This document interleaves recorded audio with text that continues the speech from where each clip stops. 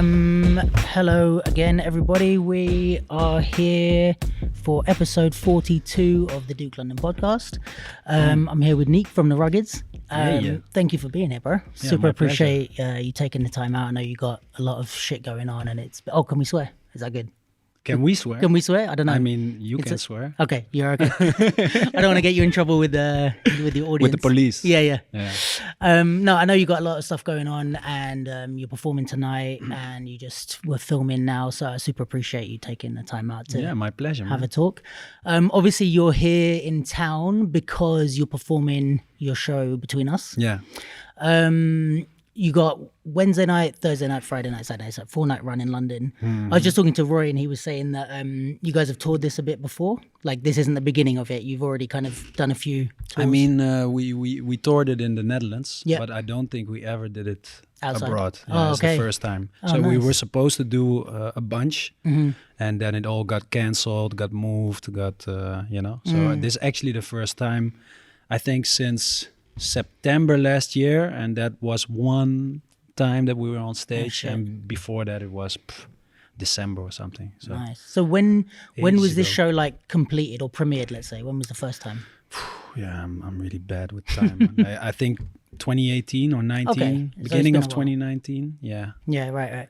Yeah. So I guess I've seen the show. I saw it on opening night. Yeah. For anyone that hasn't seen it, could you maybe give us what's the breakdown? What do you tell people? What's the press overview of it? Like, what's the show about? Yesterday we had to do a little presentation, for a festival in Istanbul, and I was stuttering because I really find it hard to explain this show, because it's a breaking theater piece, but it has like comedy in it, and it has like, maybe some contemporary stuff you could say, or, so I think what we wanted to do is do a show about friends and the interaction that you have with your friends and how you can be really close to people, even if they're not your family. It can become your family. That's kind of like our story, I think, with the Ruggeds. Yeah. Like we do so much together that we became really close, and really, I think, close for life. Yeah. And we wanted to do something like, I don't know, give people some inspiration to be like, oh yeah, that's actually it can give people some strength to think like, like I also have a family outside of my family. Yeah. Nice. Yeah. And the content wise, we just said, okay, let's flip the script a little bit, like try to put concepts on their head. Okay. So like how you would do in breaking, you have that push, you always have to be creative. So we try to do that with like giving ourselves limitations or playing games or things that we do between us, and then see if we can turn that into something that's watchable, Yeah. Nice. Yeah, I think having watched the show, I can see that. Like, I can see that that's how you developed it. But it's really cool. It sucks if you don't have a mental image. Yes, then it's sure. really difficult to talk about a dance piece because it's so visual. Yeah, for sure. Yeah. So it's, how long is it in total? It's 75 minutes. 75 minutes. Yeah. Okay. And the day before the premiere, we had 90 minutes. We didn't really realize, like we were so like lost in the not the creation. London premiere. You mean the very beginning? The very, very beginning. We still had a lot of scenes, and then the day before we decided, okay, let's cut this scene, let's cut this scene, let's put those together. It was super hectic. Yeah, I bet. And so because obviously you have this set as well, so anyone that's seen any visuals for the piece, it's not so much of a surprise, the set. Yeah. But was that the idea from the very beginning, or did that come to because some of it uses the set, right? So when you were creating this in the first place, did you think, right, we need this set, or did you create the material and then the set came? No, this show at first it was called Ties, like that was the initial name for it, but in Dutch it's Ties. Okay. And Ties is like a kind of lame name, like like of a person. So everybody was saying Ties, and then we were like, oh, we gotta change that name. Okay. You know. And at first it was the idea was much more abstract. It was based on lines. So like how we have a connection, maybe. We have a connection to each other. We have a connection to our roots. We have a connection to hip hop culture. We have, you know, and all those things like intertwine. And at some point, when we started creating, we felt like it was too abstract, you know, too like vague, and we needed to put it in a space, in a real place. Got you. You know, so because I saw you guys perform, I don't think it was part of Breakin Convention, but it was in like Canterbury in the UK, like a few years ago. Yeah. Was that? I think that because there was elements of that show in this. Was that the Ties one? I don't know. No, you still you had the fuck you call it, the canon. You know, that whole section. You had a longer version. And then actually, the swinging and it's Adrenaline. It's our first theater piece. That was Adrenaline. Got it. So sometimes we take some elements of things that we already did, like in between us. We because people expect us to bring like pizzazz, you know, bring fireworks. So the show begins with us doing a showcase, like a super generic, typical b-boy showcase, you know, so everybody can be like, and everybody claps like, that was awesome. And then we, you know, like we play off of this and then we leave it behind. So we show everybody like, okay, this is what you think you're gonna see. And now you're gonna see some other shit. Okay. You know? So because also there was the piece that you guys did, I think in Breakin Convention, with the lights. It's also Adrenaline. So that's the shortest version, and then so actually, I think it was in 2015. We felt like, okay, we want to do like a theater piece, you know, and we never made anything. So that was the first one. That was the first one. Jesus Christ! And then we talked we talked to Johnsy and we were like, can we do something? At Breakin Convention, you know, and Peter was working there at the time. Then they were like, okay, we give you a spot, you know, like we make something. We trust that it will be decent enough, you know. So that was our first like attempt, in 2015, and then we reworked that to 60 minutes. Yes. And, right, because I think the one I saw finished with that light section. But the first one I saw was just the light. So that light section was actually the first time we ever did that. I think it was in 2012 for a TV show. Okay. Yeah. Oh, I think I saw that. Okay. Yeah, what show was that? Was it like a talent show or something? Yeah, talent show. I saw that because I think it went round. Everybody was sharing it. That first one, and then. Yeah, I didn't until you just said that. I didn't remember that. So we took that and we were like, okay, let's rework that for this. But at first it was on a song of FX Twin and was like a more poetic. And now we brought in like some more adrenaline, some more explosions, you know. Yeah, because I think something that's I guess important for everyone, but like also something I want to know more about you guys' journey. But it's like this piece that you're doing now doesn't just happen. Like it doesn't just come out of nowhere that you're like, let's make a 75-minute theater piece with a set. Like it takes years of like building towards this point. Like even for me to hear that Adrenaline was your first ever theater piece, I'm like, fuck, all right, that's really good. Like like a lot of people start with I mean, you guys have probably been putting showcases on for forever. And we stayed really true to what we know. So for us it was also like kind of a proof. Like, why can't you just break on stage, you know? Everybody goes to the theater, takes off their shoes, you know, like thinks they have to put on classical music or you can't dance on beat anymore, you know? And we were like, no, we're going to show people that there is a lot of sides to breaking that are, you know, but interesting when you look further than a head spin or, you know? But you know what, like really gets me about you guys' work and I felt like this on Wednesday, and I also felt like this the first time I saw it at Breakin Convention, the Adrenaline piece. But it's like I've seen b-boy crews do theater, and a lot of time is like a, not in a negative way, but it's like a battle of the year showcase, like on a theater stage, which is cool because it's like, all right, this is what we do and we're just doing it there. Yeah. But yours was different. Like it was like, oh, you guys understand like the more nuanced like art of staging and choreography and suspense, and the thing with the lights is like, it's not, because you say, I think the way you say it sounds like you're like, oh, we just wanted to bring Breakin to the stage, but it's like there's real like artistry and mastery of like even just lighting and understanding where the audience is. Anyone that has seen Adrenaline will understand what I'm talking about, but if you haven't, try and find it. But the way that you direct the audience's attention, and sometimes it's like what you're expecting, sometimes it's like, so you get that payoff of like, oh cool, they all did the thing I was hoping they'd do.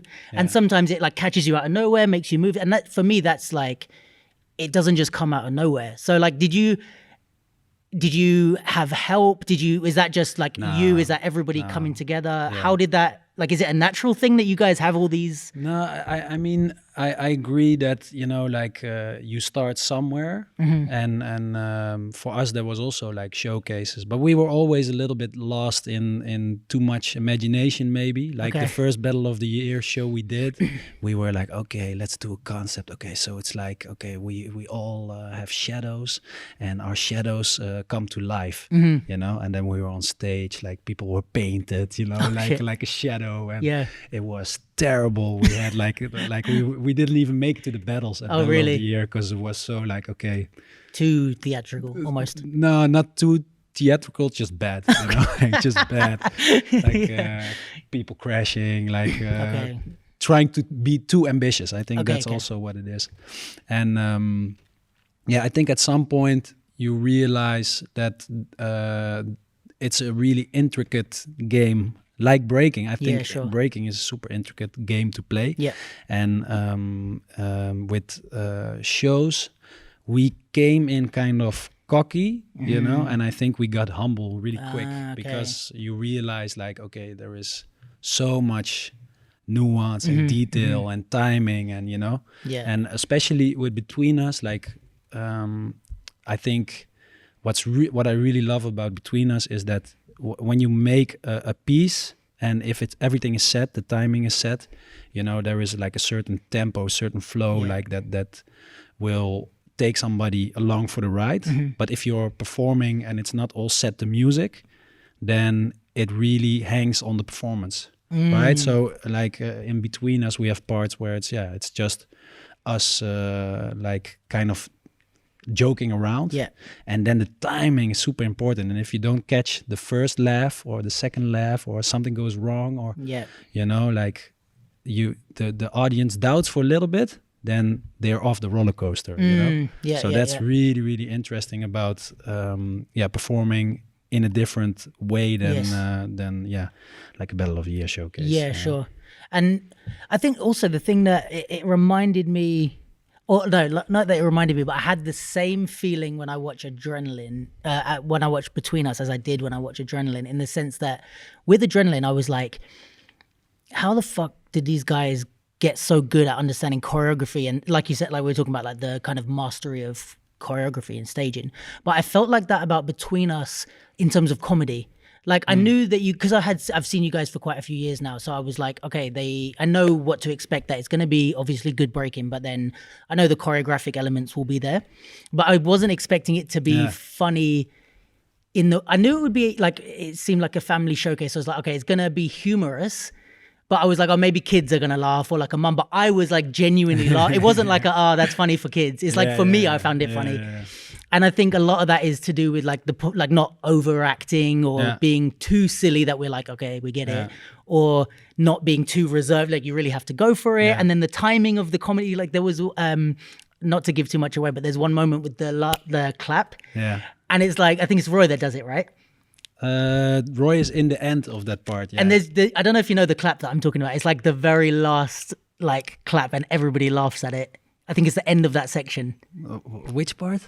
When with their hands. Yeah. And then he claps just when that's the new section starts. I don't know, maybe it's too like small moment, but like that moment was so well timed for me that it's like yeah, I don't know. It's just like that. Does that come naturally in terms of, yes, you guys are funny and that's part of your personality, but did you have to like consult with people? Did you have to bring people in to understand comedic timing or anything? No, like honestly, like we do everything. Really? Yeah, so it's like Not even like advisors or anybody. we had some people that would come by and Yes, sure. and advise. And for example, Delphine Day, she would like look from the outside and be like, yeah, you guys are lost. You think you're doing the same, but it's like super off. Or, Okay. You know, stuff like that, and with performativity and stuff.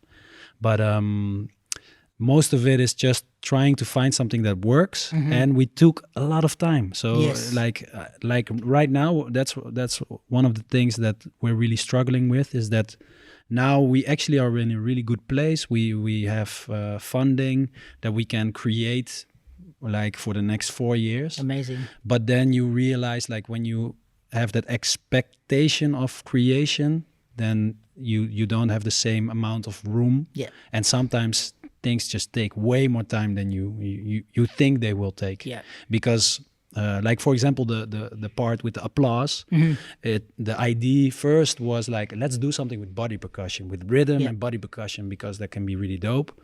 And then we soon found out it was too complicated, you know, like it was too detailed, and like choreography wise, or some people couldn't follow it, or you know, the timing, and then it didn't really work. So we tried like, I think 4, 5, 6 different ways of playing with it before we ended up with the most basic simple thing of somebody's clapping and you want them to shut up, and you know, let's take it from there and let's see where that goes. Yeah.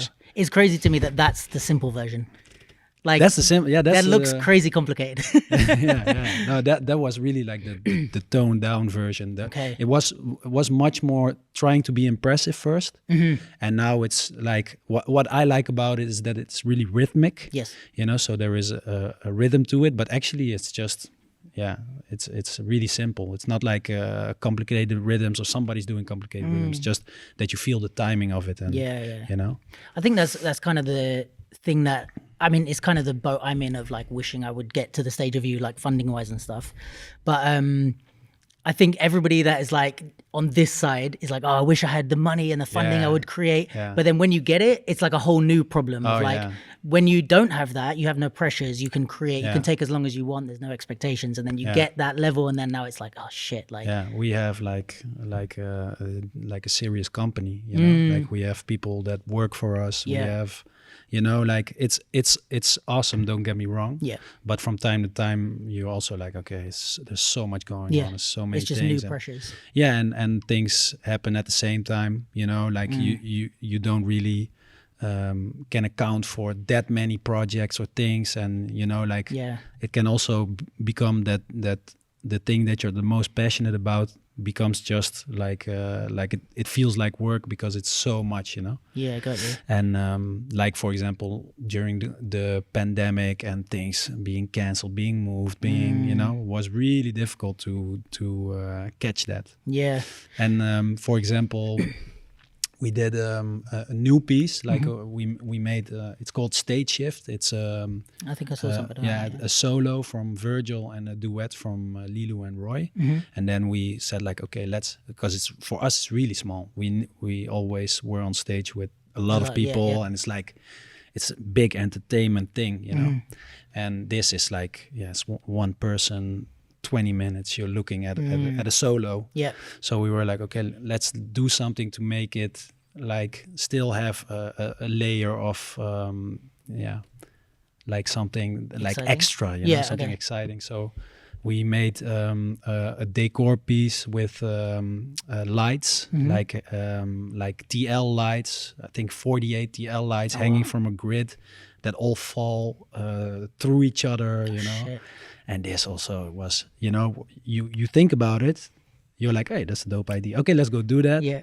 And then because nobody knows how to do this, you don't know how much time it's going to take. So it had so much extra time. And we wanted to make it react to the music so that Jesse could play live music instead of having just a backing track that he can really, like he can freestyle and the lights will react to his freestyle. But then all that stuff is super complicated, especially if you are a breakdancer and not, you know. Yeah. So that's our problem sometimes. Yeah. So I find that super interesting about you guys, because Sonny mentioned it a little bit about the kind of infrastructure that in general you guys have for breaking in Holland. But like with the Ruggeds, talk to me a bit about the structure of your organization, I guess. So like, what do you have in? So you have, what's your position within the Ruggeds? I'm I'm the artistic director of the Ruggeds, but it's only because if you go to places where they expect a certain, how do you say, structure, then they want to know who's the artistic director. Exactly. Yeah. So that's why I'm artistic director. And then obviously I met your manager. So who else how does it work in your organization? What's the structure? So we have somebody that takes more care of the business side. So like just handles all the administrative and all the making sure that we're not bankrupt tomorrow.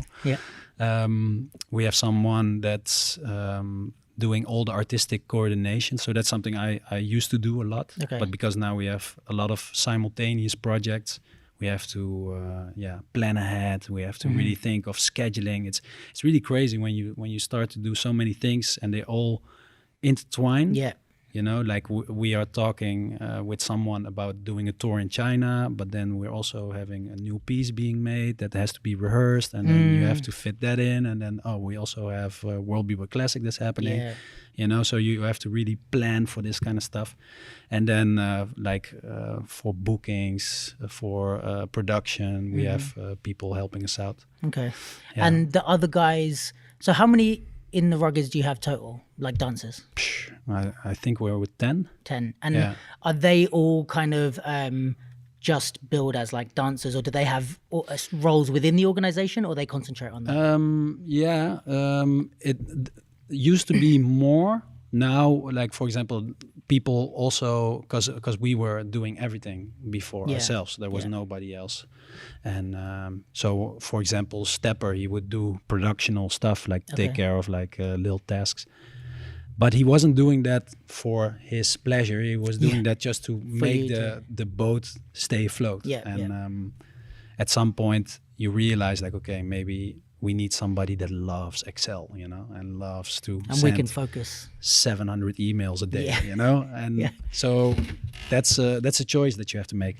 And so now it's more, I would say that we are just a group of people that pitch artistic ideas, and then like for example on Stage Shift, I did the decor side. I created the decor, but I wasn't involved at all in the dance dance part. So that was just the 3 guys. Yeah.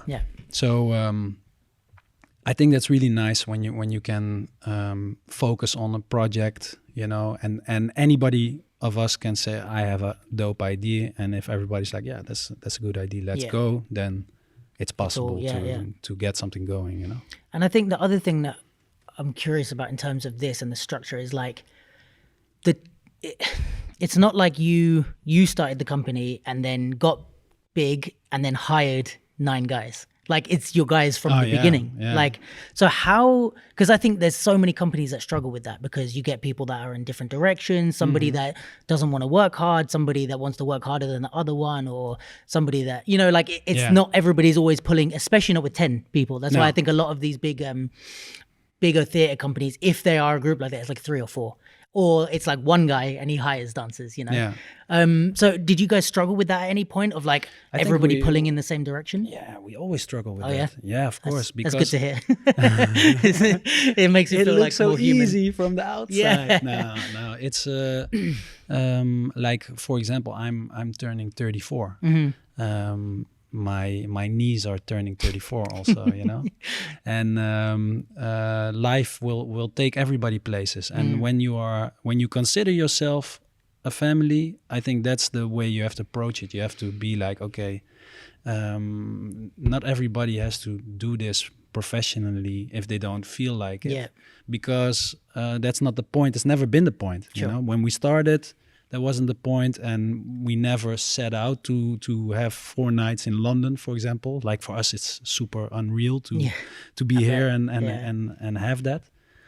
But I think you just have to understand that it will always evolve and change, and so people will get new passions or new direction, and we just try to make whatever the Ruggeds is fit for everybody. Did you have anyone that was like not down with the journey? And like of course there's people that already stepped out way earlier, like for example Paul. He does World Bebop Classic with me. Oh, cool. New Dance, maybe he has like a big YouTube channel, and like he just I think he does all the media for IBE, stuff like that. Yeah. So he's still involved in the dance scene, but in a really different way. Okay. Squares is a good example of someone that said, okay, I don't like really enjoy touring and doing this stuff, and I want to do something else. So I think he's almost finished with his physics degree, and nice. he will like be able to do whatever that means. Yeah. Physics stuff, smart stuff, difficult stuff. And Dusk, for example, he also said, I want to work on my personal training business. Okay, cool. So people take their own direction, and I think that's beautiful about it. If you become really nervous, and everybody, it's like either you're in or you're out, or or we are this thing. You have to evolve. Like especially I think dancers have to evolve, because it's so finite. Like your body will not allow you to keep doing this until you're 50. So you also have to find another route somewhere. Sure. Yeah. And how important is it to you guys that are doing, like, between us and the more touring stuff, how important is it for you to still be battling and kind of being in that world? Are you still in the competitive spirit? It's really important. For me personally, no, because I feel like I did that. You were battling for a long time. Man. I think I heard of you like when I first started dancing, like 2007. You used to be called like Just Do It, right? Exactly. I think I heard of you from like when I first started. So you kind of been there a lot earlier. And so when like for example when the Olympics got announced, everybody's like, "Yo, are you think you're gonna do that?" And I'm like, "No, man." For me, I had my Olympics, I didn't get my gold medal maybe, but I got a lot of silver medals that I'm really proud of.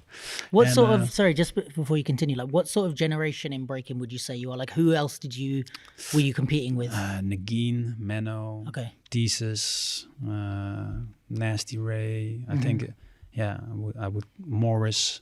So if you had to say like a sort of year range when you were at your like peak of 2010, 2015 still, 16. I mean, I can step in a battle now and do some damage. In case anyone gets the wrong idea.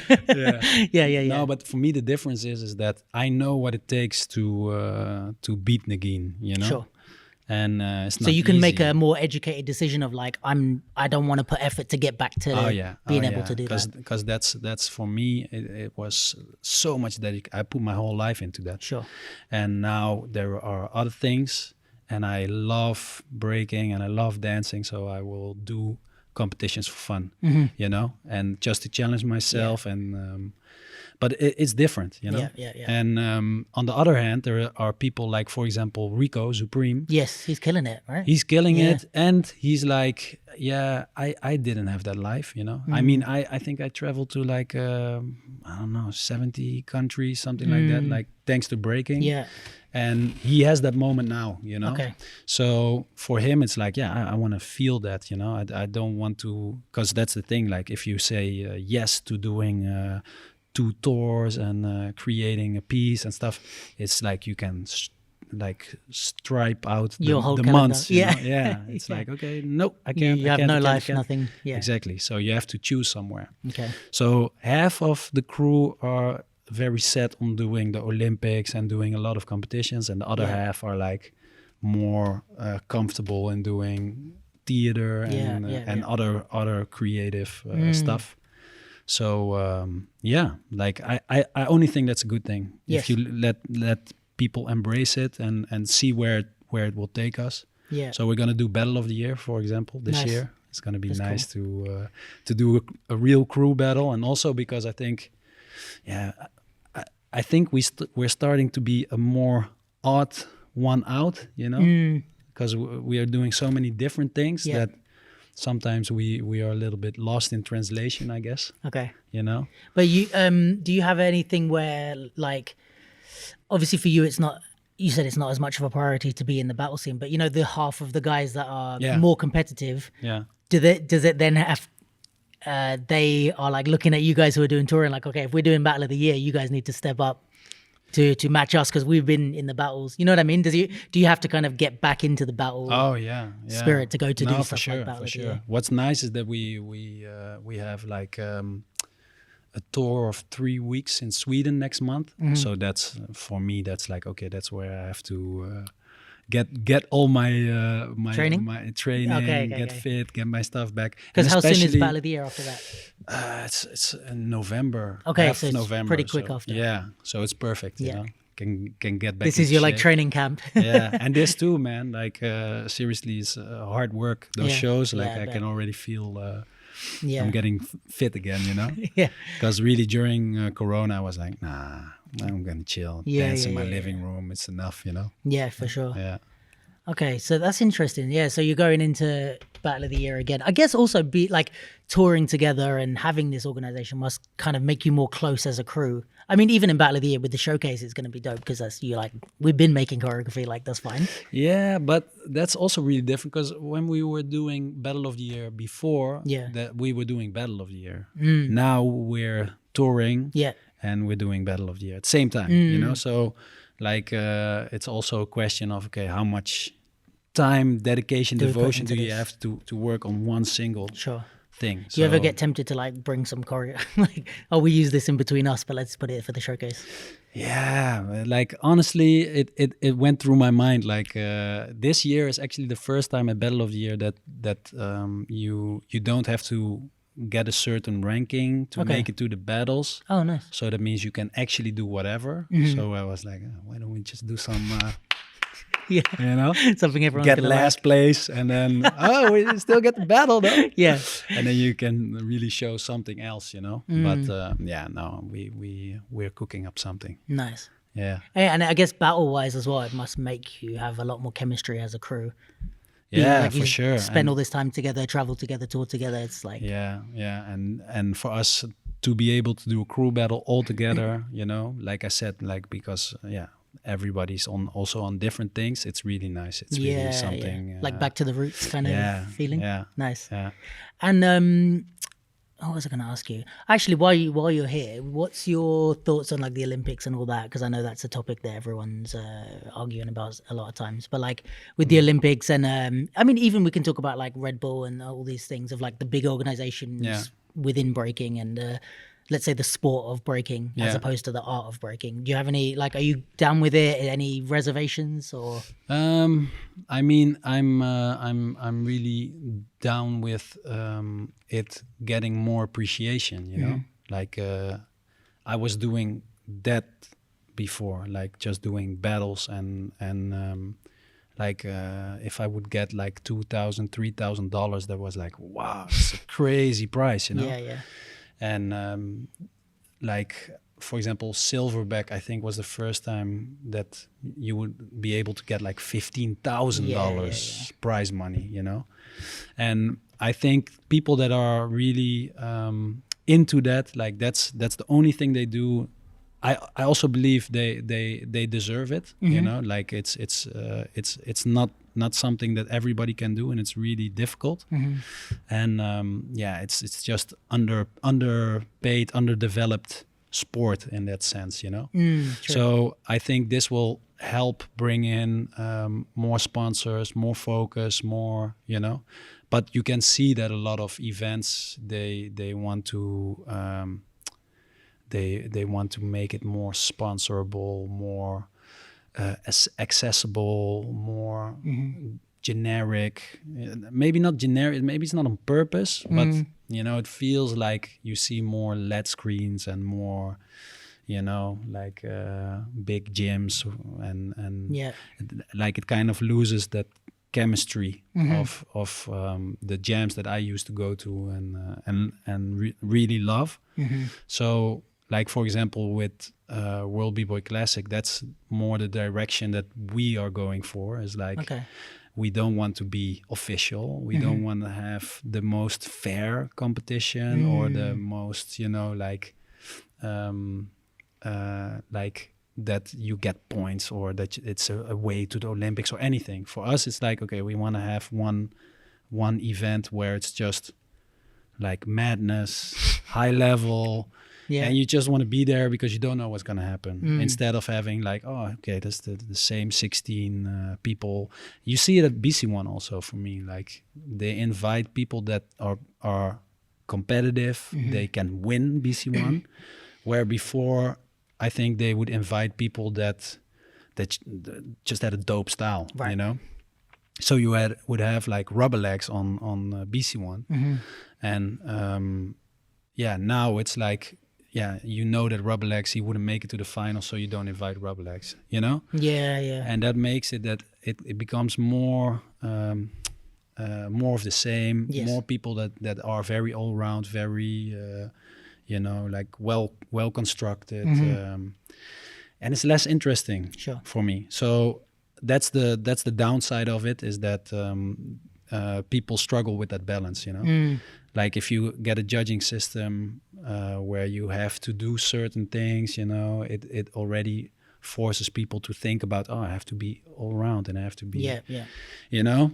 So, but I think there will always be counterculture, and for some people also, when I say, they should invite this guy to BC1, they're like, no, because he will lose first round, you know, like give that spot to somebody that deserves it, that practices for it. So, but I'm, like I said, because I'm more in it for the fun of it, I want to have fun, and I want to see people, and you know, like for example at Who Got the Flower? I don't know if you know that event. They tell the audience like, check under your seat, and then one person has like, oh shit, I'm the judge today. Okay, oh that's really? Crazy. And then they're judging, shit. You know. So it makes it that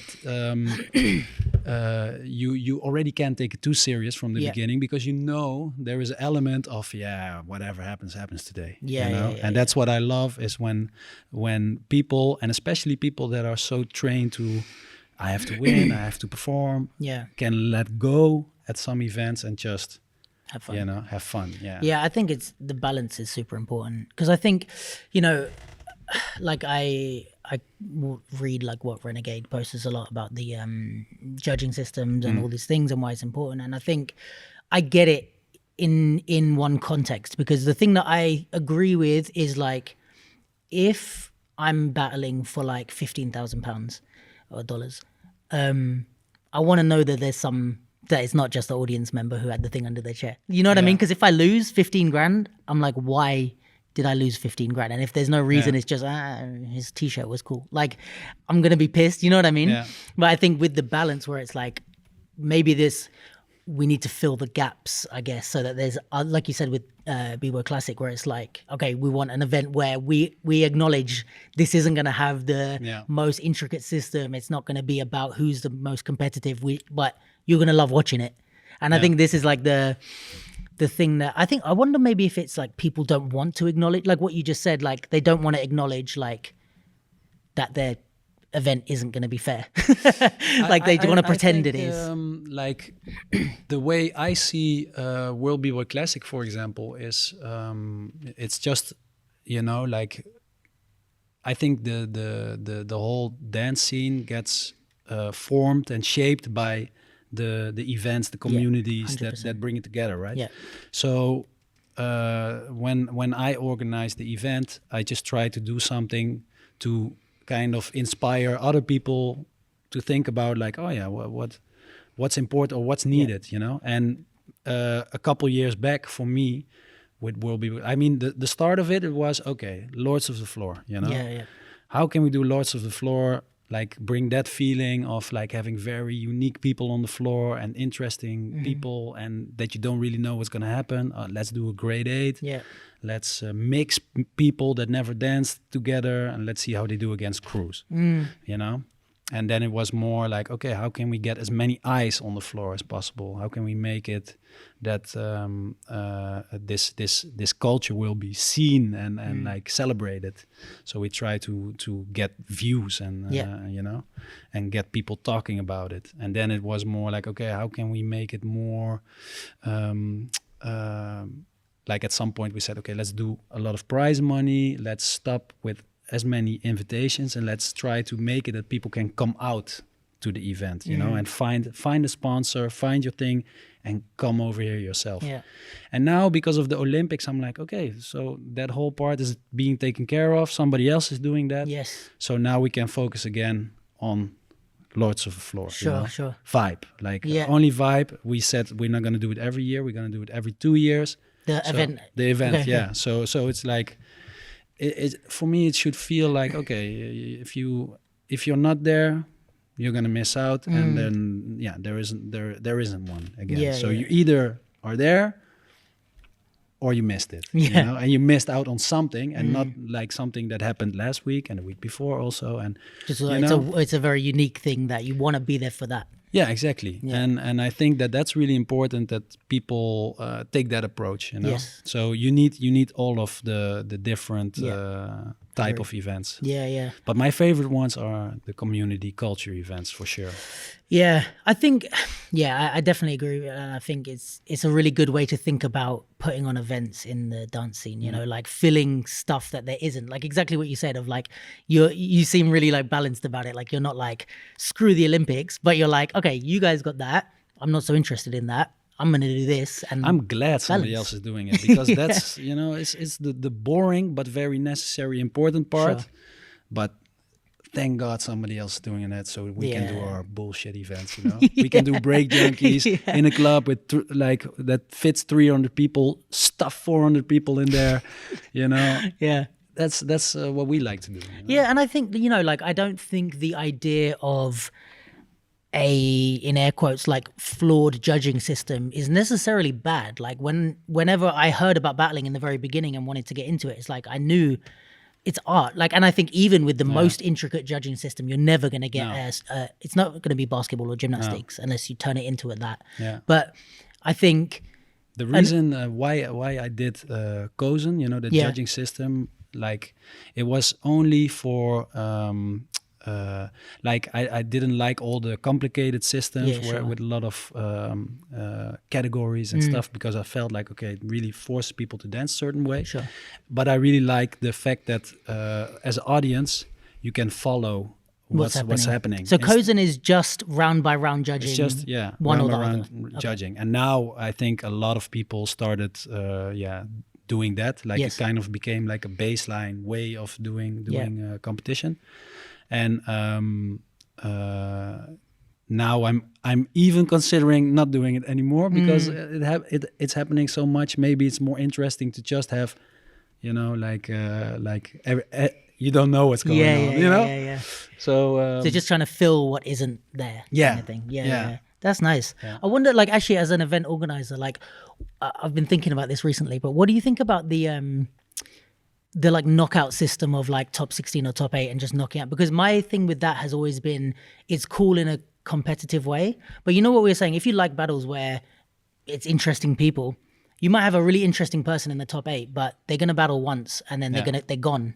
And I feel like some other things, I think Fusion Concept in France did a little bit where they had like group stages. Because I feel like as an audience member, if you get to see your guy battle like 3 or 4 times, even if he then goes out, it's like, oh, I got to see him a few times, and you can maybe enjoy it more as an audience rather than, oh, he's gone. Yeah, I think from the participant side, like I fucking hate having to do like what is it at Undisputed? You have to do like 3 battles, and they count the judges' votes, and then you're through, and nah, man. But what if you lose? Like, would you not feel like, oh, I wish I had more battles? And then I lost, you know. Yeah, you're just then happy. You, Okay. Then you go to the after party, or you step in a cipher. Somebody can see you there. But like, yeah, that's my personal thing. Okay. It's more stakes. The stakes are higher when it's knockout. True. And you also know that, okay, if you have to battle against somebody who's really good, and you're like, okay, either this is a dead end street for me, or right now I give everything I got. You know, that's what I like about it. Also, it's like if you have to waste early on because you know, like there's an obstacle in front of you. Yeah. Then take out that obstacle, and then you have to, you know, do the rest of the competition. You know, like you already spilled some good ammo. Yeah. But maybe the rest of the competition will get easier. It's more like your strategic. And with World Beaver Classic, we even don't make a bracket. So we just put everybody on the floor and we go like, okay, so who wants to battle who? Oh yeah. So it can be that the like you said, the favorite can just call out the other favorite in the first round. Everybody would be like, but they could be both in the final. Yeah. Yeah, but now you get one nice battle in the beginning and then they're gone. You know, one of them is gone. Yeah. So it's and like, that makes maybe because nobody wants to lose in the first round. So maybe that makes it more intense than if they both got to the finals. At least it makes it more, for me, more interesting that something can happen. You know, you just want to keep options open that something can happen. And if it's more like, ticking boxes, like with a round for round system, stuff like that. Yeah. Where or round robin, I mean, then you're battling somebody, but you know, like, okay, does it count? Doesn't really count. I don't know. Like, you win, you lose. You're like, oh, okay, I don't really know what's going on. You know? Yeah, I hear you. That's the thing for me. But I know what you mean. Like, it's a shame if somebody, like, it happens so many times. Yeah. Like World Beaver Classic. Almost all the Koreans that I ever flew out, that I'm like, this guy is so dope and nobody knows this guy. And then they come here and then they have a hard time in the first round and you're like, oh. Yeah, you're like, I wish. Yeah. Damn, you know? Yeah, I think like also maybe the thing is as well, b-boys tend to do more rounds than like hip hop or popping dances, like or up styles. Like we do 2 rounds max. Like our finals are like, if these days I think like you're lucky to see a 3-round final in like, but like b-boys are doing like 5-round finals and 3 rounds in the semi sometimes, right? So you have a bit more. Yeah. Not every round, but like what's BC1? It's like 3-round finals at least, isn't it? Yeah. But what I like also with stand-up is that, there it's also like, for example, in breaking, because your ammo is super limited, you know? Like you know, like, okay, I have 15 bullets. Yes. And if I shoot one, it's that one's gone. Yeah. There's no doing that again. Yeah. You know? And in stand-up, for example, a tie can also be like, let's see some more of that shit, you know? Like a judge can be like, okay, I'm gonna give a tie because let's see another round. Let's see what happens, you know? Yeah. But in breaking, it's like if you give a tie, you're telling somebody, waste some more ammo, you know? So a tie in breaking is like, means way dude, more. You're hurting my chances now to go on. So just make a fucking decision because I need that round later on, you know? And in stand-up, it's just like, yo, this was fire, more fire. Tie, and if we did like, okay, it's like a popping battle and it's like 2 guys who do waving and we did a whole round of waving, other guy did a whole round of waving and then tie. It's like most poppers can do another round of waving. You know what I mean? It's and without repeating really, it's like, unless you like one of these poppers that like Jadawi or someone that has sets like a b-boy almost, mostly you can create, I mean, I'm sure he could create more, but like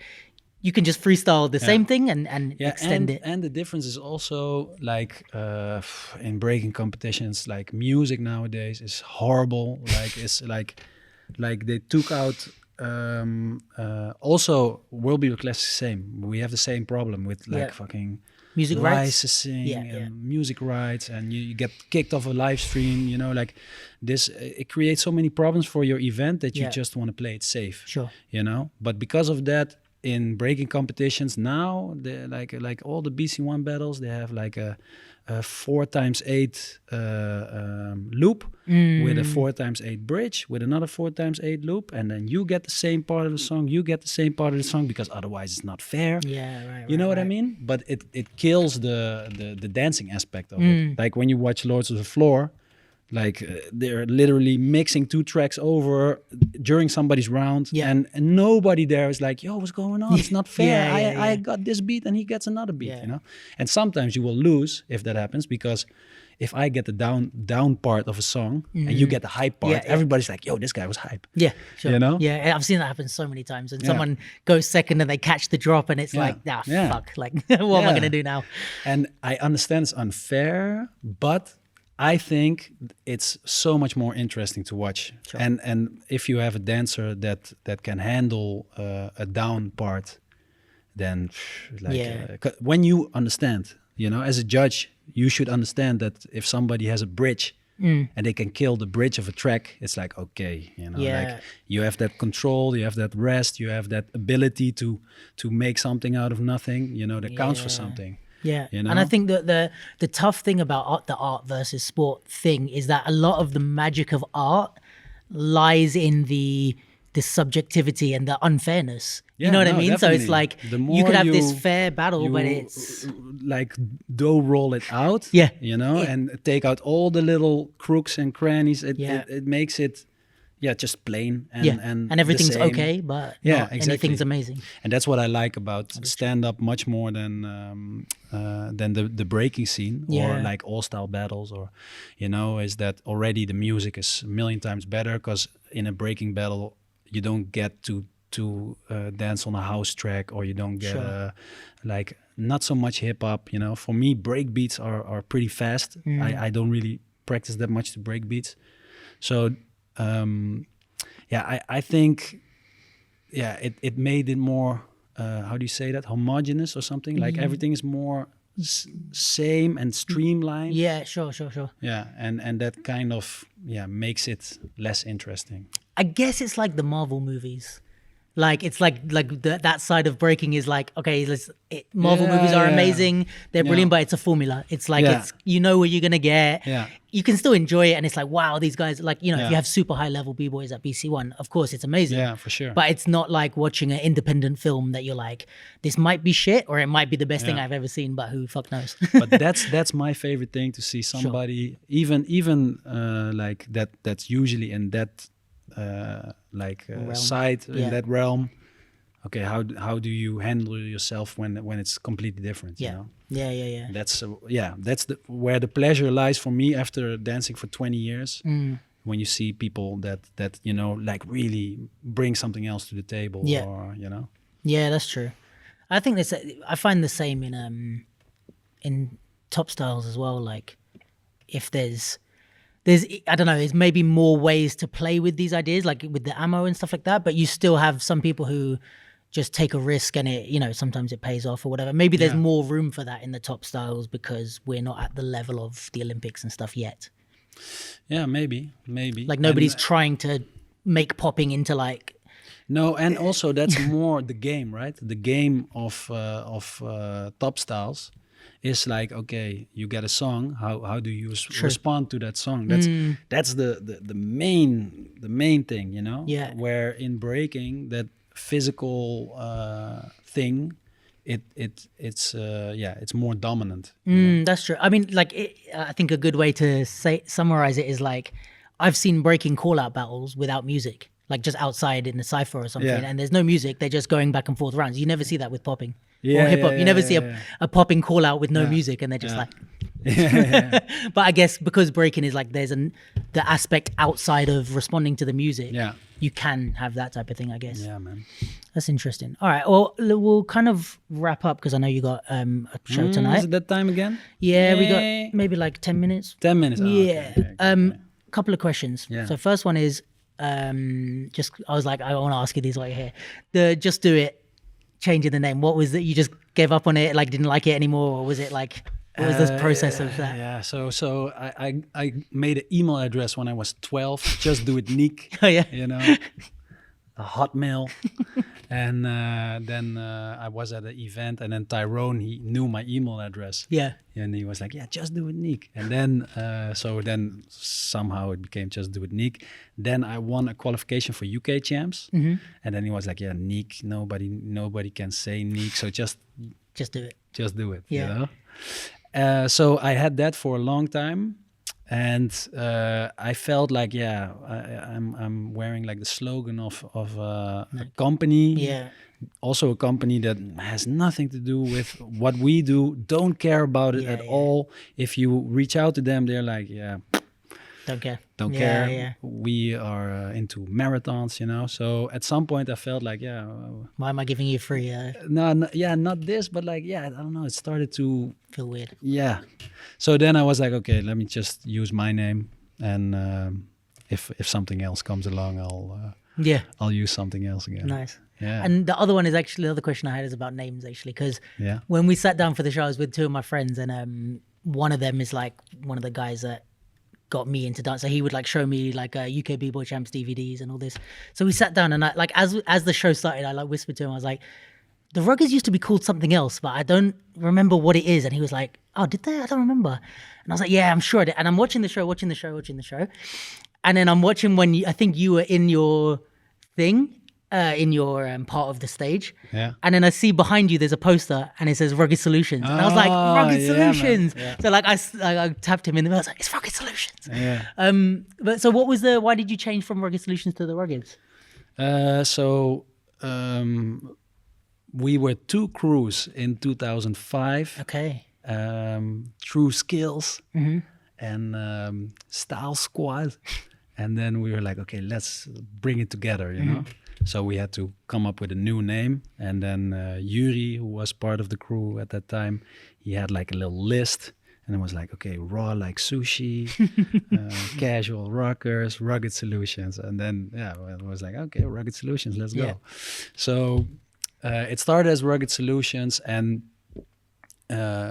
pretty quickly I really came to appreciate what rugged means. You know, like I think it's really nice in the aspect of dancing when you always think it's okay to be a little bit unfinished, unpolished, you know, like it's more rough. People can see the mistakes, but it makes it more human, you know. So when we make theater, we make it like this. When we dance like this. When we live, we live like this. And the ruggeds, it just came from Rugged Solutions being long. And then people would say like, oh yeah, that's Niek from Rugged, you know, from Rugged. So they Rugged. shortened it for you. And then at some point, I don't know how, it just turned to Ruggeds. Somebody would say Ruggeds instead of Rugged, and then it was the Ruggeds. And I like it because it's like the Johnsons, you know, the Ruggeds. You know? It's like a little family name. Yeah. It's cool. It's better than Rugged Solutions. Yeah, that's true. Yeah, because it's like this really like took me back as well, because I don't know when you changed your name, but I think it was like when I first started dancing and I was seeing who all the crews were and stuff. I remember Rugged Solutions from that. So yeah, it was just such a like, and that was cool. I think I don't know if you did that on purpose, but like with the set, like having the posters in the back of like IB and Rugged Solutions and stuff. No. It's a nice like you mean in between us? Yeah, of course. So it's nice to have that little every time I'm sitting there, there's like a lot of like old pictures and stuff, you know. It's like it's our history. But I think it's cool because it's like, I appreciate that in the same way of like you know, like Easter eggs in movies. It's like you might just be here to see the crew, and like a kid or a mum would just look at it and be like, oh, it's posters in his room. But for anyone that's been in the scene, you look at it, you're like, oh, IB 2005, oh, Rugged Solutions. Like I get like you kind of nodding like, oh, you know us. Like, so I think that was a really nice touch. Nice, thanks. Okay, cool. I'll wrap up, and I know you got to go prepare for the show. It's a physical one, so I imagine it's warm-ups and shit. Yeah, definitely. Some mistakes to fix from yesterday. You know, we get to do it right today. Did you find any mistakes from the opening? From the opening? I don't think I noticed any. There was little stuff, you know. Just polishing. Yeah, but today we're going to change some stuff. Okay, nice. Thanks so much for coming, man. My pleasure. If anyone can check out the show, I think by the time this is probably coming out Sunday, so it'll be done by the time this comes out. You're too late now. But you only came for 4 days. Yeah, next time. next time come early. We come a bit longer. But maybe if you're in Barcelona next weekend in Barca, we're doing between us. No, I won't be there. But if people are in Barcelona, if you're listening, that's cool if I've got a Spanish audience. But Joder, Barca. Check out yeah, between us, check out the Ruggeds. I mean, if you don't know the Ruggeds, then I don't know how you're listening to me and not the Ruggeds. But yeah, it's a dope show. I love hip hop theater. I love breaking, so I love that you guys made something that really works and is like a good show in both aspects. You know, it's like it's a good if you know dance, and it's also good if you don't know dance. And I think people tend to get one or the other. Like, it's a really good dance show, but people, the general public, are like, I didn't get it or whatever. But this is a really nice mix. So yeah, I think it's dope. I think all of you guys are like super nice. Like, it would be sick to have all the mics and have everyone here. But yeah, I love all the Ruggeds. You guys are dope. I love what you're doing. So yeah, super appreciate you being here. And good luck for the show. Yeah, thanks, man. And see you soon. And props for doing this. Oh, thank you, man. Yay. And everyone that's listening or watching, check out The Capsule on Instagram and on YouTube. And I think that's it for now, on Spotify. And the Duke London podcast on Spotify, YouTube, all that. Yeah, at thecapsule.london is where everything is going to live from now on. So all the posts, all the podcasts, all the everything is going to be through there, and the capsule will be on YouTube and all the podcast platforms. I'm actually going to talk about you guys' show on Monday because I have I do this but by myself. And talk about stuff that happens in the week. Dope. So I'll send you it, but I'll do more of a breakdown of my thoughts on the show and stuff. But yeah, so that'll be out Tuesday. And yeah, thanks everyone for listening, and thank you for being here again. Yeah. Oh, and thanks for Breakin Convention and Sadler's for making this possible. Cool. All right, catch you soon, bro. Yeah, man.